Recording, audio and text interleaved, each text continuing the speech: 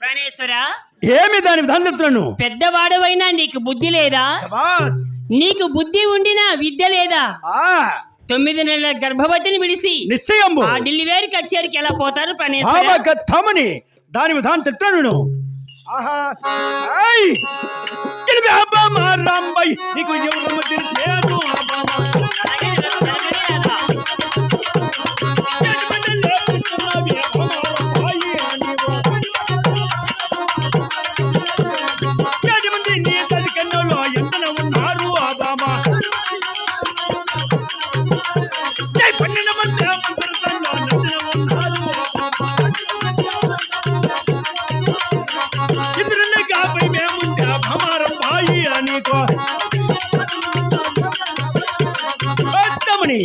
ప్రాణేశ్వర 7 కన్నులు 12 సార్లు